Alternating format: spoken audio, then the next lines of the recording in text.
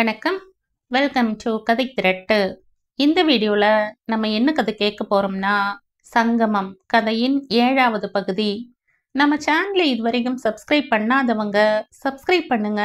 பக்கத்தில் இருக்கிற பெல் ஐகானை கிளிக் பண்ணி ஆல்ங்கிற ஆப்ஷனை ப்ரெஸ் பண்ணுங்க. ஸோ தட் நான் போடுற கதைகளை உடனுக்குடனே நீங்க கேட்கலாம். வாங்க கதைக்குள்ள போகலாம். சந்திரன் மற்றொரு முறை கடிகாரத்தை பார்த்து கொண்டான். மணி ஆகிவிட்டது. இன்னும் சற்று நேரத்தில் பச்சை நிற வேன் இங்கே வரும். அது வந்ததும் நான் கிளம்பிவிட வேண்டும். அதுவரை உன் கையை கொஞ்சம் பிடித்து கொள்கிறேனே ரோஜா என்றான். ரோஜாவுக்கு ஏனோ கலவரமாய் திகிலாய் இருந்தது. ஒருவேளை சந்திரன் அந்த புதை குழியில் இருந்து வெளிவர முடியாமல் போய்விட்டால்? சந்திரனின் கையை பற்றி கொண்டே யோசனைகளில் ஆழ்ந்துவிட்ட ரோஜாவுக்கு தொலைவில் தென்பட்ட நபரை பார்த்தபோது திகில் ஏற்பட்டது. இதுவரை தான் கவனிக்கவில்லையே விஜய். சந்தேகமே இல்லை, அவன்தான்.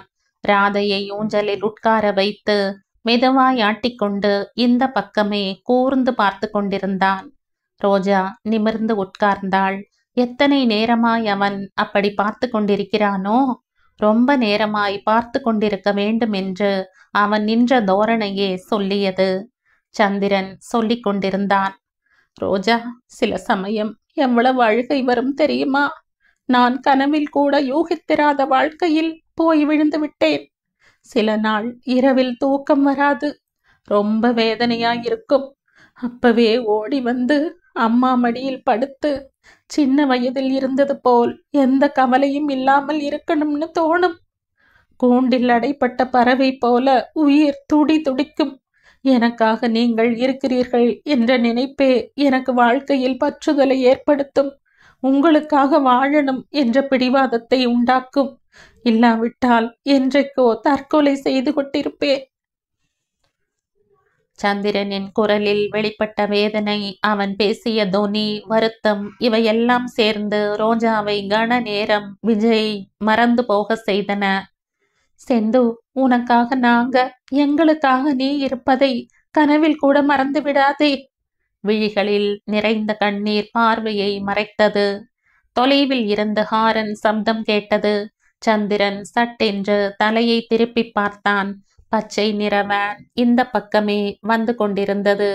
சந்திரன் ரோஜாவின் கையை ஒரு முறை அழுத்திவிட்டு மெதுவாய் விடுவித்தான். ரோஜா, எப்படியாவது வாய்ப்பு ஏற்படுத்தி கொண்டு உன்னை சந்திப்பேன். ஒவ்வொரு முறையும் கடிதம் எழுதுவது சாத்தியப்படாது. எப்படியோ தகவலை தெரிவிக்கிறேன். நான் வர சொன்ன இடத்துக்கு வந்துவிடு. நீ வராவிட்டால் நான் ரொம்ப வருத்தப்படுவேன். நான் சுகமாக சந்தோஷமாக இருப்பதாக அம்மாவிடம் சொல். மற்றதெல்லாம் சொல்லாதே. சொல்ல மாட்டாயே? எங்கே பிராமிஸ் பண்ணு என்று கையை நீட்டிக்கொண்டே சொன்னான். ரோஜா பதில் சொல்ல முடியாதவளாய் பார்த்து கொண்டிருந்தாள். சந்திரன் தாமதத்தை பொறுக்க முடியாதவனாய் ரோஜாவின் கையை தன் கையில் வைத்து கொண்டு, என் மீது ஆணை, அம்மாவிடம் சொல்லாதே என்றான். சொல்ல மாட்டேன் என்பது போல ரோஜா தலை அசைத்தாள். என்னை பற்றி பைத்தியக்காரத்தனமாக யோசித்து உன் மனதை பாழடித்து கொள்ள மாட்டாயே? ரோஜா கண்ணீரை கட்டுப்படுத்தி கொண்டே தலையை குறுக்காக அசைத்தாள். வரேன் ரோஜா. மறுபடியும் சீக்கிரமாய் சந்திக்கணும். முயற்சி செய்கிறேன். சந்திரன் ஓட்டமும் நடையுமாக வேன் அருகில் சென்றான். வேனில் ஏறும் முன் திரும்பி கையை ஆட்டினான். விழிநீர் கண்களை மறைக்க ரோஜாவும் கை அசைத்தாள். சந்திரன் ஏறியதும் வேன் கிளம்பி போய்விட்டது. ரோஜாவால் கண்ணீரை அடக்க முடியவில்லை. விரலால் கண்ணீரை துடைத்து கொண்டு தம்பிக்கு துணையாயிருக்கும்படி கடவுளை மனதிலேயே வேண்டிக் கொண்டாள். ரோஜா வாசற்கேட்டை நோக்கி நடக்கும்போது விஜய் ராதையின் கையை பற்றி கொண்டு மெதுவாய் அந்த பக்கம் வந்தான். அவனை பார்த்தும் பார்க்காதது போல முகத்தை திருப்பிக் கொண்டாள் ரோஜா. சௌக்கியமா? ரொம்ப அக்கறை கொண்டவன் போல குசலம் விசாரித்தான். ஏதோ உங்க தயவால் துடுக்காய் பதில் சொன்னாள் ரோஜா. விஜய் அதை பொருட்படுத்தாமல், தனியாகத்தான் வந்தீங்களா? ரொம்ப மரியாதையாய் கேட்டான். ரோஜாவுக்கு உடல் பற்றி எரிவது போல் எரிச்சல் மூண்டது. அவன் பார்த்திருக்கிறான். அப்படி இருக்கும்போது கேட்பானேன்? என்ன சொல்லுவேன் என்று ஆழம் பார்க்க நினைத்திருப்பானாயிருக்கும். இல்லை, ஒரு ஃப்ரெண்டுடன் சேர்ந்து வந்தேன். சேர்ந்து வந்தீங்களா? இல்லை, சந்திக்க வந்தீங்களா? விஜயின் புருவங்கள் போலி வியப்பை காட்டுவது போல மேலே உயர்ந்தன. எதுவாக இருந்தாலும் உங்களுக்கு அனாவசியம், துடுக்காய் சொன்ன ரோஜா 2 அடி முன் வைத்தாள். லிஃப்ட் வேணுமா? நான் காரில் தான் வந்திருக்கிறேன். டிராப் செய்கிறேன். தேங்க்ஸ், தேவையில்லை. அவன் உதடுகளில் அலட்சியமான முறுவல் நெளிந்தது. ஏன், சற்று முன் போன நண்பன் பார்த்துவிடப் போகிறானே என்ற பயமா? அருவருப்பு அடைந்த ரோஜா எரித்து விடுபவள் போல அவன் பக்கம் கோபமாய் பார்த்தாள். அந்த அதிர்ஷ்டசாலி யாரோ நம்ம ஜாதி இல்லை போலிருக்கே. ஏகத்தாளமாய் கேட்டான். ஆமாம், நிச்சயமாய் உங்க ஜாதி இல்லை. முகத்தில் அடித்தாற்போல இரு பொருள்பட பதிலளித்தாள். ஆமாம், எனக்கு தெரியும். பணத்தின் மீது மோகம் கொண்டு அதற்காக எதை செய்யவும் தயங்காதவர்கள் ஒரு இனம். அந்த இனத்தில் நான் சேர மாட்டேன். உண்மையை சொல்லு. அவனுக்கும் உனக்கும் என்ன சம்பந்தம்? குத்தீட்டியாய் வந்தன வார்த்தைகள். ரோஜா கன நேரம் ஒன்றும் புரியாதவளாய் திகைத்து நின்று விட்டாள். உடனே சுதாரித்து கொண்டு 2 மடங்கு அலட்சியத்துடன் சொன்னாள். உங்களுக்கு அனாவசியம். வேலை வெட்டி இல்லாமல் தராதரம் தெரியாமல் பேசுறவங்களுக்கு பதில் சொல்ல வேண்டிய தேவை எனக்கு இல்லை. தாங்குணாத கோபத்துடன் கண்களில் அனல் தெறிக்க அவளை பார்த்தவன், அனந்த், இந்த முஸ்லிம் இளைஞன், இன்னும் எத்தனை பேர் இருக்காங்க உன் பிடியில் என்றான். அவனுடைய எக்காலத்திற்கும் கடின சொற்களுக்கும் நிர்தாட்சண்யமாய் இலக்காகிவிட்ட ரோஜா வாய் அடைத்து போனவளாய் பதில் சொல்ல தெரியாமல் செயல் மறந்து ஸ்தம்பித்து நின்றாள். நீ உண்மையிலேயே அனந்தை திருமணம் செய்துக்கணும் என்று மனப்பூர்வமாய் எண்ணி இருந்தால் கட்டாயம் இந்த பழைய சிநேகிதங்களுக்கு முற்றுப்புள்ளி வைத்திருப்பாய்.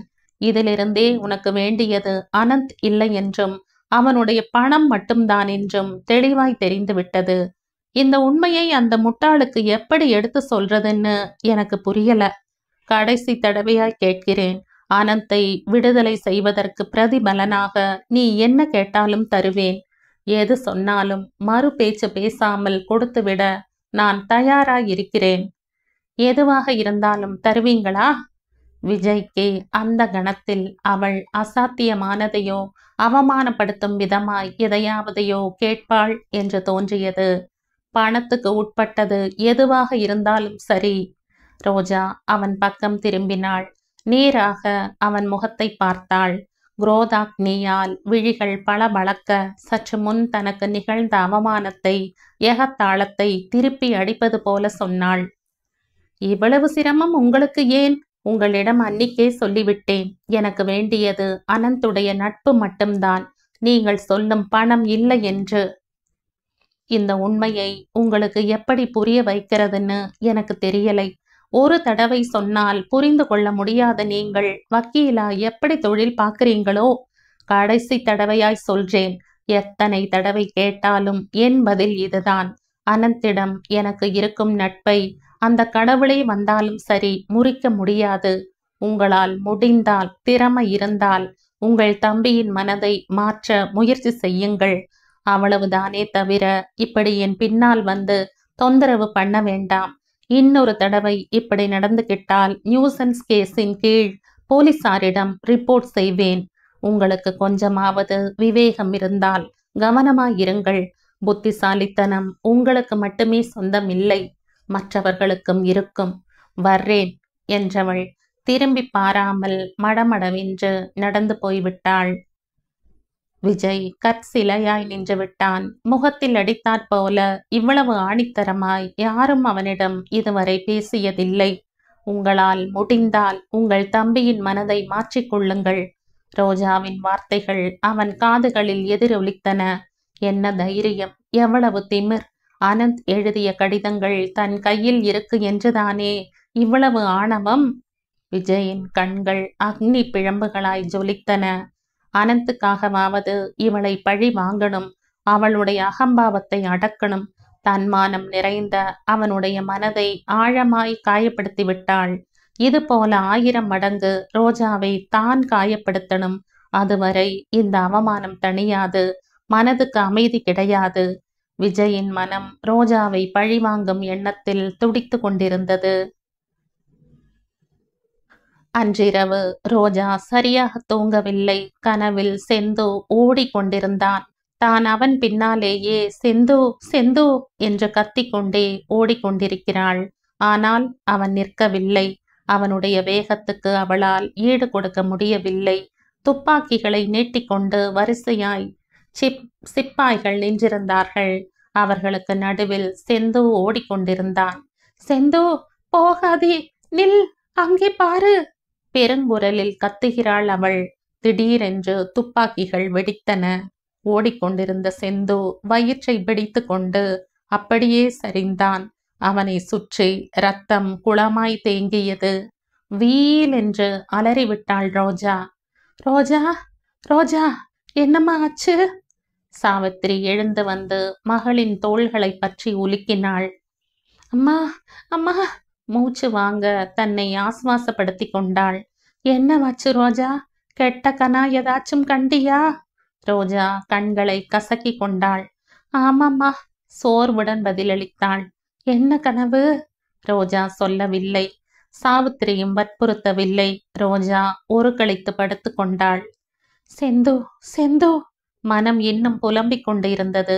தன் அடிமனதில் குடிகொண்டிருந்த பயம்தான் இப்படி பயங்கரமான கனவாக உருமாறியது என்று தெரிந்திருந்தாலும் மனம் ஒரு நிலைக்கு வர மறுத்தது. கடவுளே, அவனுக்கு எந்த ஆபத்தும் வராமல் காப்பாற்று. அவன் சுகமாக நோய் நொடி இல்லாமல் இருக்க வேண்டும் என்று பிரார்த்தித்து கொண்டாள் ரோஜா. மறுநாள் காலையில் எழுந்திருக்கும் போதே பொழுது விடிந்து விட்டது. ரோஜா ஹாலுக்கு வந்து பார்த்தபோது சங்கரன் கட்டிலில் இழுத்து போர்த்தி படுத்திருப்பதை கவனித்தாள். அவள் மனம் லேசாகிவிட்டது. மாமா வந்து விட்டார். அவரிடம் செந்து விஷயத்தை சொல்லிவிட்டு எப்படியாவது யாருடைய காலை பிடித்தாவது செந்துவை விடுவிக்கும் வழியை பார்க்கணும் என்று முடிவு செய்தாள். சுந்தரி சாவித்திரியின் அறைக்குள் வந்து, 50 ரூபாய் இருந்தால் கொடு. சாவித்திரி, உங்க அண்ணன் திரும்பி வந்தால் கோயில்ல பூஜை செய்யறேன்னு வேண்டிக்கிட்டேன் என்றாள். 50 ரூபாயா? என்னிடமா? சாவித்திரி திகைத்து போனவளாய் பார்த்தாள். ஒன்றும் தெரியாதவள் போல பேசுறியே. நெடு நெடுன்னு வளர்ந்த பெண் இருக்கிறாள். அவளுக்கு சம்பாதிக்கும் திறமையும் இருக்கு. உங்கிட்ட 50 ரூபாய் இல்லைன்னா நான் நம்புவேன்னு நினைக்கிறையா? வாழைப்பழத்தில் ஊசி ஏற்றுவது போல சொன்னாள் சுந்தரி. அசல் விஷயம் என்னவென்றால், இரவு எல்லோரும் சாப்பிட்டு கொண்டிருக்கும் போது சுந்தரி ரோஜாவின் பேக்கை திறந்து பார்த்தாள். அதில் ரூபாய் நோட்டுகள் தென்பட்டன. அதை பார்த்ததுமே அவள் கோவிலில் பூஜை செய்ய எண்ணிவிட்டாள். அதற்கு தகுந்தாற் போல சங்கரனும் வீடு திரும்பிவிட்டார். அதான் கடன் என்ற பெயரில் சாவித்திரியிடம் பணம் கேட்டாள் சுந்தரி. சாவித்திரிக்கு இந்த விஷயம் எதுவும் தெரியாது. என்கிட்ட எங்க அண்ணி இருக்கு என்றாள் பயந்து போனவளாய். தலைமுடியில் சிடுக்கு எடுத்து கொண்டிருந்த ரோஜாவை பார்த்த சுந்தரி, உண்மையிலேயே பணம் இல்லையா என்று கேட்டாள். இருக்கு மாமி. அதற்குள் விஷயத்தை உணர்ந்து கொண்ட ரோஜா இனியும் அழுப்புவதில் லாபம் இல்லை என்பது போல ஒப்புக்கொண்டாள். அப்போ இப்படி கொடு.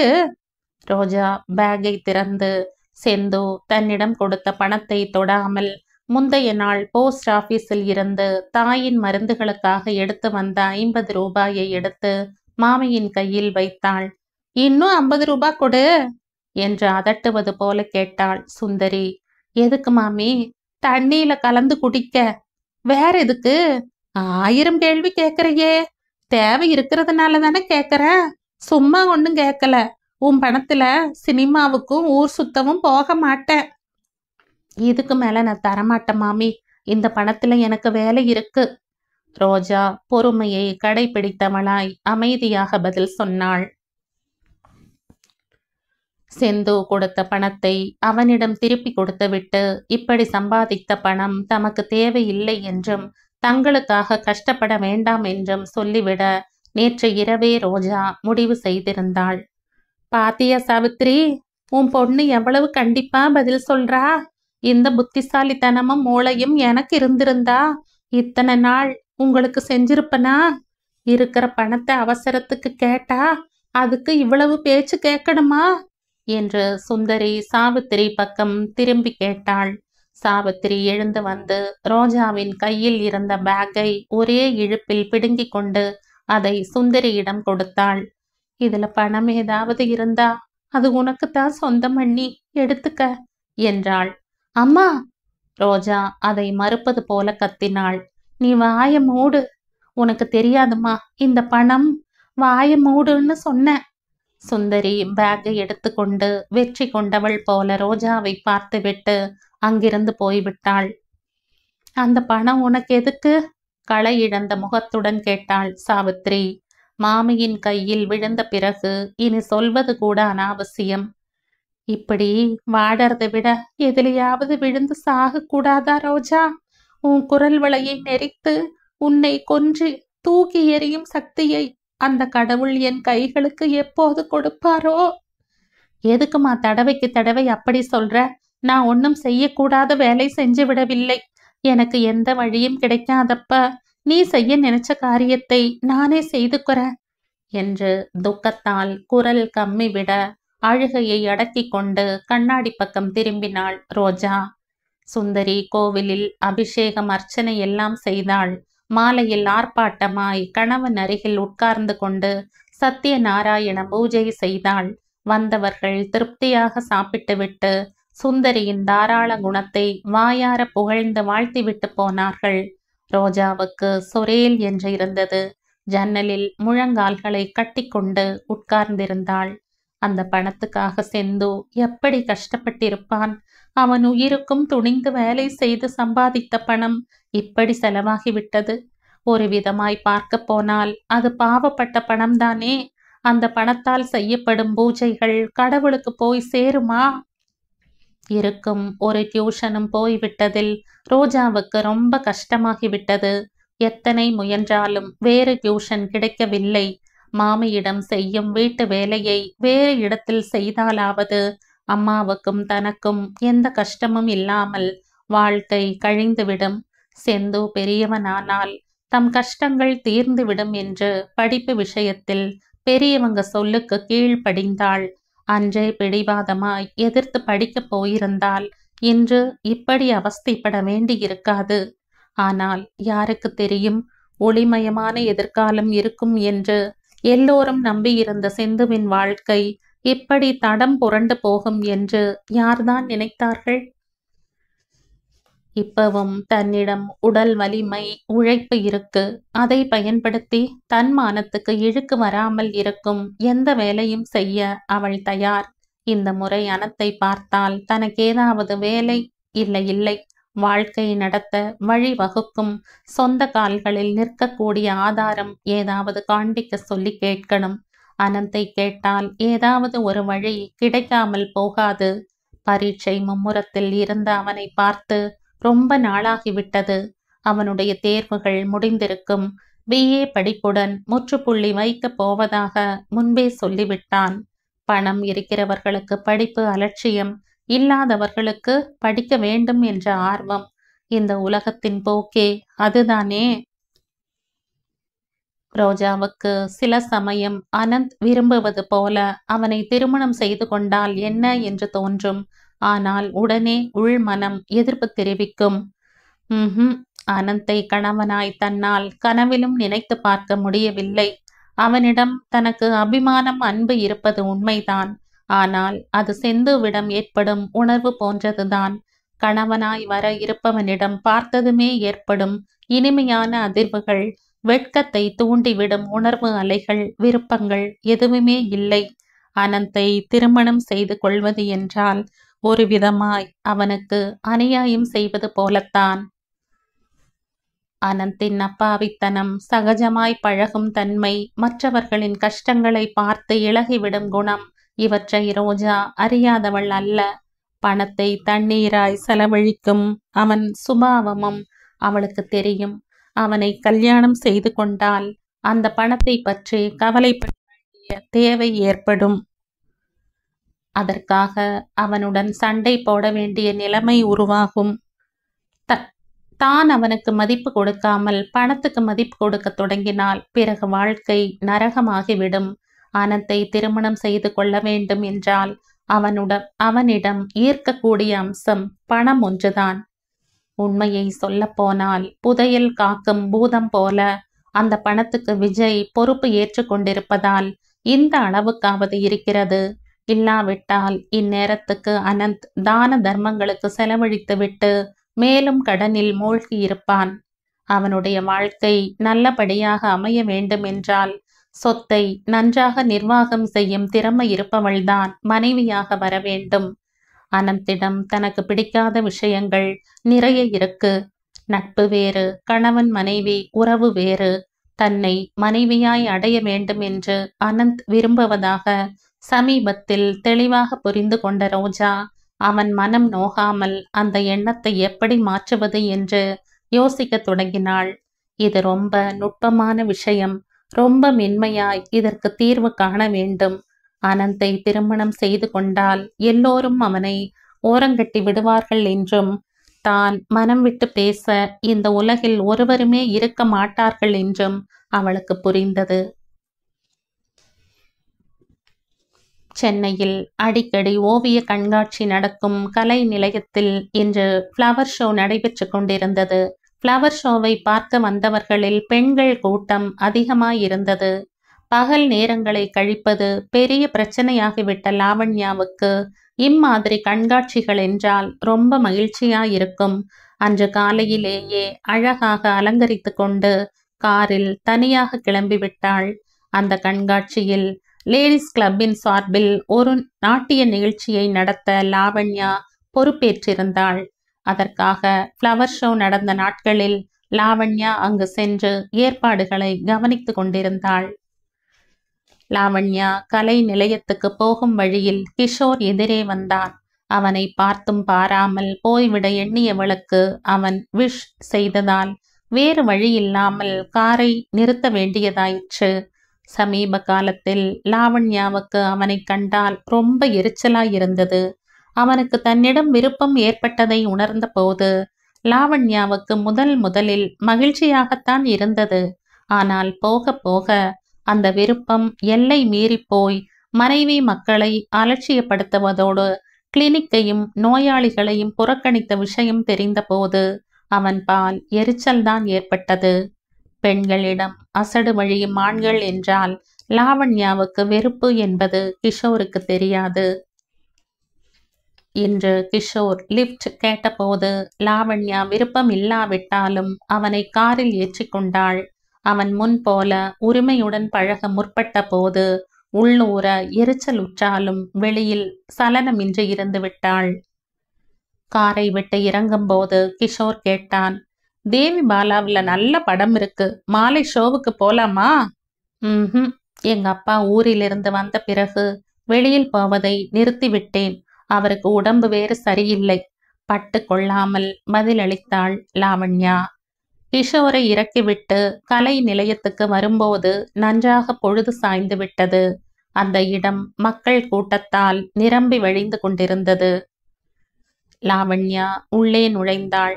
பூக்களை பார்த்து கொண்டிருந்தவர்களின் பார்வைகள் செதுக்கிய சிற்பம் போல் மிளிர்ந்த லாவண்யா பக்கம் திரும்பின. இதுபோல் எல்லோருடைய கவனத்தையும் தன்பால் ஈர்த்து கொள்வது லாவண்யாவுக்கு ரொம்ப பிடித்தமான விஷயம்.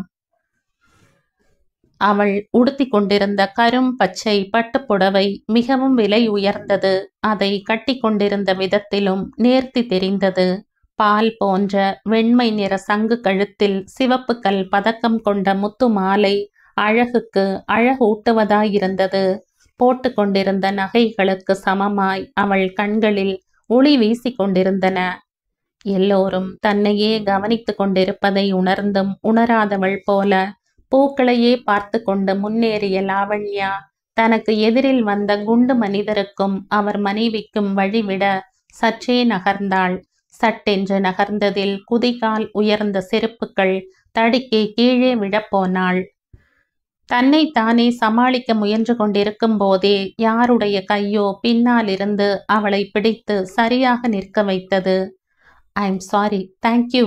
பின்னால் திரும்பி தனக்கு உதவி புரிந்தவனை பார்த்து சொன்னாள். இட்ஸ் ஆல் ரைட் என்று அலட்சியமாய் மொழிந்தவன் அவளை தாண்டி ஓரடி முன்னால் வைத்தான். லாவண்யா ஒரு கணம் அவனையே பார்த்து கொண்டு நின்று விட்டாள். ஒல்லியாய் உயரமாய் கிரே கலர் ஃபுல் சூட்டில் இருந்தான். அந்த இளைஞன் கண்களுக்கு கருப்பு கண்ணாடி அணிந்து அலை அலையாய் அடர்த்தியான கிராப் தலையுடன் இருந்தான். முன்னோக்கி போக போனவன் ஏனோ பின்னால் திரும்பி பார்த்தான். லாவண்யா தன் பக்கமே பார்த்து கொண்டிருப்பதை கவனித்து புன்முறுவலித்தான். தன்னை அறியாமல் லாவண்யாவும் புன்முறுவல் செய்தாள். அவன் மக்கள் கூட்டத்தில் கலந்து விட்டான். லாவண்யாவின் இதயம் வேகமாய் துடித்தது. மனசெல்லாம் என்னவோ போல ஆகிவிட்டது. அவன் சிரிப்பு அவளை வசீகரித்து விட்டது. அவனை மற்றொரு முறை பார்க்க வேண்டுமென்ற விருப்பம் மேலோங்கியது. அவன் மறுபடியும் கட்டாயம் தென்படுவான் என்று தோன்றியது. லாவண்யா யூகித்தது போலவே அவன் எதிர்பக்கத்தில் இருந்து பூக்களை பார்ப்பது போல லாவண்யாவுக்கு வெகு அருகில் வந்து நின்று கொண்டான். லாவண்யாவின் இதயம் தன் வசம் இழந்தது. இருவரும் அடுத்தவர் இருப்பதை கவனிக்கவில்லை என்பது போல பாவனை புரிந்து கொண்டு பூக்களையே கூர்ந்து பார்த்தனர். கடைசியில் அவன், இந்த பூக்கள் ரொம்ப அழகா இருக்கு. ஆமாம், உடனே சொன்னாள் லாவண்யா. அவன் அதிர்ச்சி அடைந்தவன் போல தலையை உயர்த்தினான். லாவண்யாவும் வியப்பு அடைந்தவள் போல பார்த்தாள். இருவரும் எதிர்பாராமல் மறுபடியும் சந்தித்து கொண்டவர்கள் போல, அட ஆச்சரியமா இருக்கே என்றார்கள். லாவண்யாவின் அதரங்களில் புன்முறுவல் நெளிந்தது. இருவரும் சேர்ந்து மற்ற ஸ்டால்களை பார்த்தார்கள். ரொம்ப நேரம் கழித்து வெளியே வந்தார்கள். நீங்க எப்படி போவீங்க? கார் இருக்கா என்று கேட்டாள் லாவண்யா. இதழ்களில் குறும்பு மின்ன அவன் சிரித்தான். காரா? எனக்கா? நான் ரொம்ப ஏழை. லாவண்யா ஒரு நிமிடம் விலை உயர்ந்த அவனுடைய உடைகளை பார்த்தாள். உடனே கலகலவென்று நகைத்தாள். நல்ல ஆளு நீங்க. உங்களை போன்றவங்க தங்களை ஏழைன்னு சொன்னால் இந்த நாட்டில் பணக்காரங்க கிட்ட எவ்வளவு பணம் இருக்குமோன்னு சந்தேகம் வந்துடும். உங்களுக்கு இன்று கார் இல்லாமல் போனது என் அதிர்ஷ்டமாய் நினைச்சுக்கிறேன். வாங்க, நான் டிராப் செய்கிறேன் என்றாள். உங்களுக்கு வீண் சிரமம் எதுக்கு? தயங்குவது போல சொன்னான். இந்த மாதிரி சிரமங்கள் என்றால் எனக்கு ரொம்ப பிடிக்கும் என்றாள் சிரித்து கொண்டே. சிரிக்கும்போது நீங்க இன்னும் அழகா இருக்கீங்க. Thanks for the compliment. அவனுடைய பார்வை தன் கழுத்தில் இருந்த முத்து மாலை மீது நிலைத்து விட்டதை லாவண்யா உணரவில்லை. கண்களுக்கு கருப்பு கண்ணாடி அணிந்திருந்ததால் அவன் பார்வை எந்த பக்கம் இருக்கு என்பதை அவளால் தெரிந்து கொள்ள முடியவில்லை. இருவரும் வந்து காரில் உட்கார்ந்து கொண்டார்கள். காரை செலுத்தி கொண்டே லாவண்யா கேட்டாள், உங்களுக்கு காஃபி குடிக்கும் பழக்கம் இருக்கா? போகட்டும், யாருக்காவது காஃபி வாங்கி தரும் பழக்கமாவது இருக்கா? குட், உங்களுக்கு எல்லா நல்ல பழக்கங்களும் இருக்கு. நான் இதற்கு நேர் எதிர். அவன் பதில் சொல்லவில்லை. லாவண்யா காரை பெரிய ஹோட்டலுக்கு முன் நிறுத்தினாள். அவன் மறுப்பது போல சொன்னான், நோ, நீங்க என்னை மன்னிக்க வேண்டும். எனக்கு வேற என்கேஜ்மெண்ட் இருக்கு. இன்னொரு முறை கட்டாயம். இன்னொரு முறை நம்முடைய சந்திப்பு நிகழும் என்று நினைக்கிறீர்களா? நீங்க விருப்பப்பட்டால் கட்டாயம் நிகழும். ஓகே, என்னோட சேர்ந்து காஃபி சாப்பிட வேண்டும் என்ற பிராமிஸை நினைவில் வைத்து கொண்டு இப்போது உங்களை விட்டு விடுகிறேன். எங்கே உங்களை இறக்கி விடட்டும்? பாண்டி பஜாரில். அவன் சொன்ன வழியில் காரை செலுத்தி கொண்டே கேட்டாள், உங்கள் பெயர்? ஜேம்ஸ். உங்க வீடு எங்க இருக்கிறது? இங்கிருந்து ரொம்ப தொலைவு. ரொம்ப தொலைவுன்னா? அவன் உதடுகளில் விரக்தி கலந்த புன்னகை மலர்ந்தது. உங்களால் வர முடியாத, என்னால் அழைத்து போக முடியாத தொலைவு. போதுமா? நீங்க பேச்சில் ரொம்ப கெட்டிக்காரர் போல தெரிகிறது. குடும்பத்துடன் இருக்கீங்களா? இல்லை, தனி ஆள்தான். லாவண்யா நிம்மதியாக மூச்சு விட்டு கொண்டாள். என்ன செய்றீங்க? உண்மையை சொல்லட்டுமா? காதுகளில் இருந்த முத்து ஜிமிக்கி அழகாக அசைய தலையை அசைத்தாள் லாவண்யா. இருட்டு வியாபாரம். அவன் யூகித்தது போல லாவண்யா தலையை உயர்த்தி பார்க்கவில்லை, பதட்டப்படவும் இல்லை. சற்று நேரம் கழித்து புன்முறுவல் செய்தாள். இப்போது நம் நாட்டில் நிறைய பேர் அந்த வியாபாரத்தில் தான் இருக்காங்க. அதுக்கு ரொம்ப திறமை வேண்டும். அது உங்களிடம் நிறைய இருக்குன்னு நினைக்கிறேன். அவன் புரியாதவன் போல பார்த்தான். அவன் சொன்ன இடத்தில் லாவண்யா காரை நிறுத்தினாள். அவன் இறங்க முற்படும்போது லாவண்யா நினைவுபடுத்தினாள். எனக்கு கொடுத்த வாக்கை மறந்துவிட மாட்டீர்களே. மறந்து போக முடியுமா? அவன் பார்வை மற்றொரு முறை லாவண்யாவின் கழுத்தின் மீது நிலைத்தது. அப்போ நாளை காலை 10 மணிக்கு ஃப்ளவர் ஷோ வாசலில் உங்களுக்காக காத்திருப்பேன். தேங்க்ஸ். அவன் கீழே இறங்கி கதவை சாத்தினான். லாவண்யா மின்னல் ஒளி வீசும் கண்களால் அவனை ஒரு முறை பார்த்துவிட்டு காரை ஸ்டார்ட் செய்தாள். அவன் பார்த்து கொண்டிருக்கும் போதே லாவண்யாவின் கார் கண் பார்வையில் இருந்து மறைந்து விட்டது. அப்பப்பா, என்ன பெண் இவள்! ஆண்களிடம் பெண்கள் இவ்வளவு உரிமையுடன் எங்கேனும் பழகுவார்களா? வியப்பு மேலிட மனதில் எண்ணிக்கொண்டான் ஜேம்ஸ் என்று சற்று முன் தன் பெயரை சொன்ன சந்திரன். புன்முறுவல் பூத்த லாவண்யாவின் ரோஜா நிற இதழ்களை விட சங்கு போன்ற கழுத்தில் மின்னிய விலை உயர்ந்த முத்து மாலைதான் சந்திரனின் கண்கள் முன் நாட்டியமாடிற்று. அன்று அனந்த் வந்ததும் வராததுமாய் ரோஜாவை தன்னுடன் வெளியே வர சொல்லி அவசரப்படுத்தினான். என்ன விஷயம்? என்ன நடந்தது? சீக்கிரமாக தயாராகிக் கொண்டே ஆர்வமும் பதட்டமும் கலந்த குரலில் கேட்டாள் ரோஜா. சொல்ற, நீ சட்டுன்னு கிளம்பு. வெளியில டாக்ஸி வெயிட்டிங்ல இருக்கு. ரோஜா உடனே கிளம்பி விட்டாள். சமீப காலமாய் ரோஜாவிடமிருந்து 10ஓ 20ஓ பணம் கிடைத்து வருவதால் சுந்தரி முன் போல ரோஜாவை குத்தி பேசுவதை நிறுத்திவிட்டாள். சாவித்ரி ரோஜாவின் நலனை பற்றிய கவலையை என்றோ விட்டுவிட்டாள். சங்கரனுக்கு சுருட்டு பிடிக்கும் பழக்கம் இருந்தது. இது தெரிந்த அனந்த் 2-3 தடவை அவருக்காக உயர் ரகமான சுருட்டு கட்டையை கொண்டு வந்து கொடுத்தான். அவரை பார்த்தால் போதும் எழுந்து நின்று மரியாதையாக வணக்கம் மாமா என்று பதவிசாக நிற்பான். வாழ்க்கையில் என்றும் எதற்கும் இது போன்ற மதிப்பு மரியாதை பெற்றிராத சங்கரன் திக்கு முக்காடி போய் உட்கார்ந்து கொள் தம்பி, ரோஜா உள்ளே இருக்கிறாள் போலிருக்கு என்பதுடன் ரோஜா ரோஜா அனந்த் வந்திருக்கான் பாரு என்று உள்ளே குரல் கொடுப்பார். இந்த விதமாக அனந்த் அந்த வீட்டில் கொஞ்சம் கொஞ்சமாக உரிமையை வளர்த்து கொண்டான்.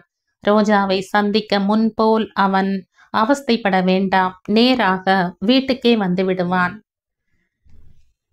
ரோஜா அனந்துடன் டாக்ஸியில் அமர்ந்து கொண்டே எங்கே போக போகிறோம் என்று கேட்டாள். சொல்ற இரு, டிரைவர், கிளம்பலாம் என்றான் அனந்த். அவன் முகத்தில் மகிழ்ச்சி வெளிப்படையாய் தெரிந்தது. என்ன விஷயம்னு சொல்லக்கூடாதா? சஸ்பென்ஸில் என் உயிரே போய்விடும் போலிருக்கே என்றாள். விருந்து சாப்பிடும் முன் ருசியை பற்றி கேட்பானே என்றான். டாக்ஸி 10 நிமிடங்கள் கழித்து ஒரு வீட்டின் முன் நின்றது. யஷ்வந்த் ராவ் என்ற நேம் பிளேட்டை பார்த்த ரோஜா, வக்கீல் வீட்டுக்கு எதுக்கு அனந்த்? சந்தேகமாய் கேட்டாள். இறங்கு முதலில். ரோஜா இறங்கியதும் அனந்த் டாக்ஸியை காத்திருக்க சொன்னான். இருவரும் படியேறினார்கள். அனந்த் வாசற்கதவு அருகில் இருந்த காலிங் பெல்லை அழுத்தினான். 10-12 வயது மதிக்க தகுந்த பையன் ஒருவன் கதவை திறந்தான். அப்பா இருக்காங்களா என்று கேட்டான் அனந்த். இருக்காங்க என்றான். அனந்த் வந்திருக்கேன்னு சொல்லு என்றான். பையன் தலை அசைத்துவிட்டு அவர்களை அமர செய்து உள்ளே போய்விட்டான். எதுக்கு அனந்த்? ஆர்வமாய் கேட்டாள் ரோஜா. ஷ், கொஞ்சம் இரு, அவர் வராப்புல இருக்கு என்றான். ரோஜா வீட்டை ஒரு நோட்டம் விட்டு கொண்டு உட்கார்ந்தாள். வெளியில் இருந்து பார்ப்பதற்கு வீடு பழசாக தெரிந்தாலும் உள்ளே நவீனமாய் வசதிகள் நிறைந்ததாய் இருந்தது. சற்று பொறுத்து உள்ளிருந்து குள்ளமாய் இரட்டை நாடியாய் நரைத்து போன தலைமுடியுடன் வக்கீல் யஷ்வந்த் ராவ் வந்தார். அனந்த் சட்டென்று எழுந்து அவரை வணங்கினான். ரோஜாவும் எழுந்து நின்று கொண்டாள். அனந்த் ரோஜாவை அறிமுகப்படுத்தினான். இந்த பெண் என்னுடைய வருங்கால மனைவி. பெயர் சரோஜா. ஒரு முறை என் சொத்து நிலவரங்களை பற்றி உங்கள் வாயால் தெரிந்து கொள்ள நினைக்கிறாள். சம்பந்தப்பட்ட தஸ்தாவேஜுகளை காண்பித்து விடுங்கள். ரோஜா திகைத்து போனவளாய் அப்படியே நின்று விட்டாள். அவர் அனந்த் பக்கமும் ரோஜா பக்கமும் மாறி மாறி பார்த்தார். கம்பீரமாக இருந்த அவர் முகம் கடுவன் பூனை போல மாறியது. உட்காருங்க என்றவர் அலமாரியிடம் சென்று சில தஸ்தாவேஜுகளை கொண்டு வந்து சொத்து விவரங்களை படிக்கத் தொடங்கினார். நடுநடுவில் தலையை உயர்த்தி கவனிக்கிறாளா என்று ரோஜா பக்கம் பார்த்தார். ரோஜாவுக்கு இதெல்லாம் என்னவோ போல இருந்தது. அந்த வக்கீல் ஒரே பார்வையில் தன்னை தாழ்த்தி விட்டார். இந்த அனந்த் தன்னை கேட்காமல், கலந்து ஆலோசிக்காமல், தன் அபிப்பிராயம் தெரிந்து கொள்ளாமலே இப்படி செய்துவிட்டானே. வக்கீல் சொல்லிக் கொண்டிருந்த விவரங்களை கேட்பதில் ஆழ்ந்து போனாள்.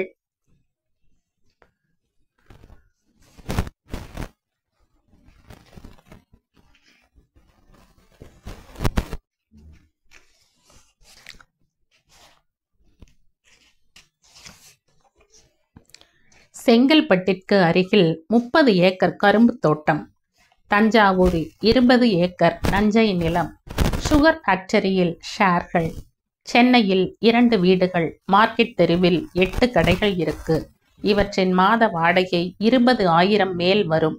இதை தவிர வங்கியில் பிக்சட் டெபாசிட்டில் 8 லட்சமும் சேவிங்ஸ் அக்கவுண்டில் 10,000 ரூபாயும் இருக்கு.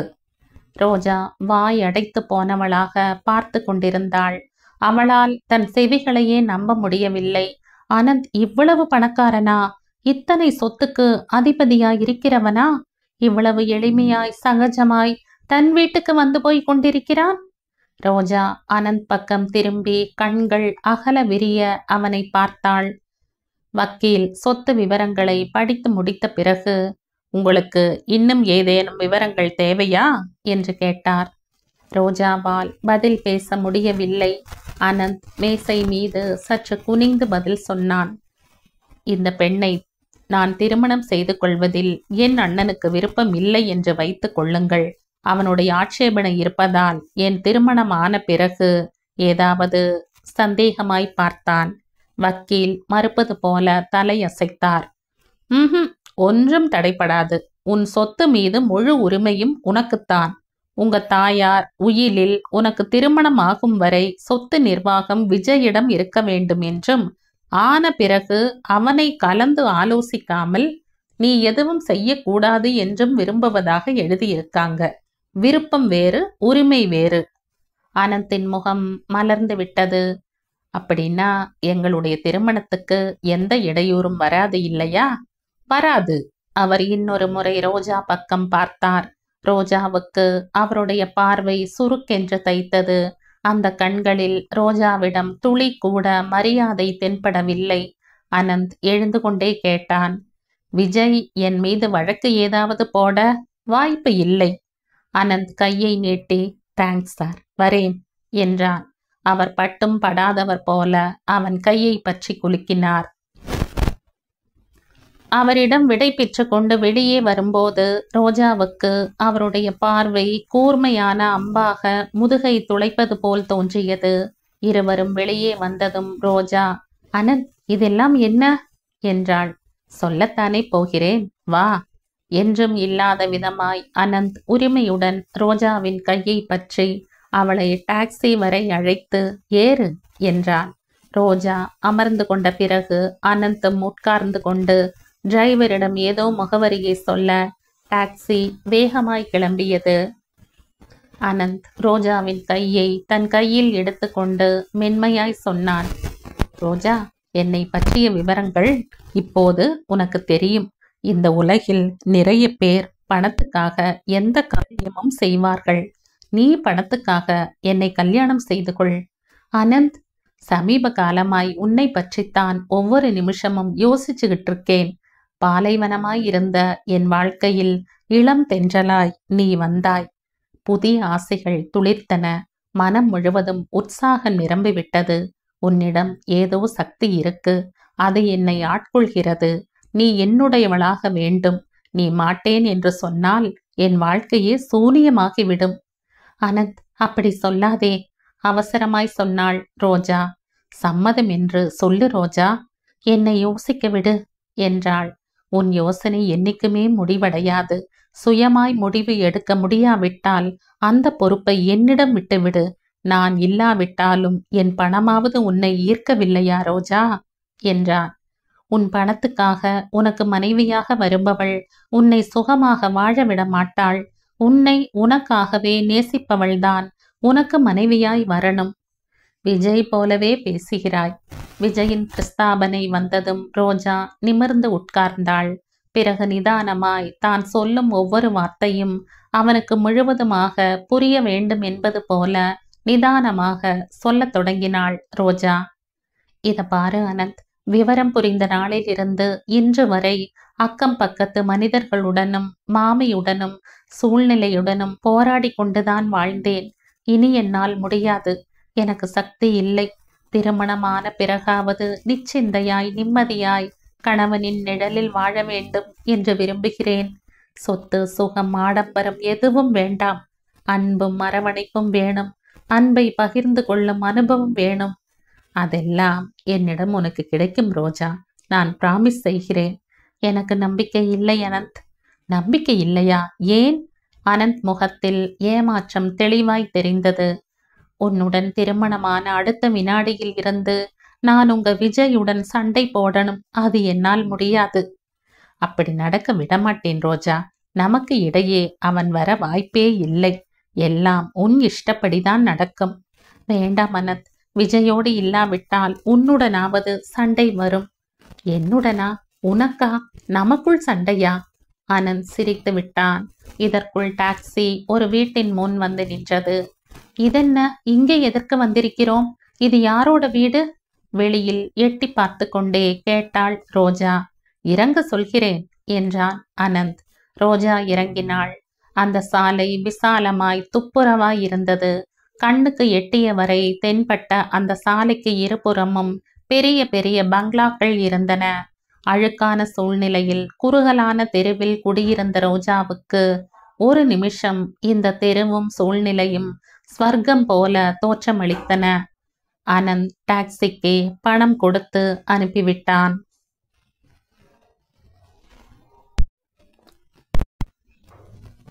இந்த கதையின் தொடர்ச்சியை அடுத்த பதிவில் கேட்கலாம். நன்றி.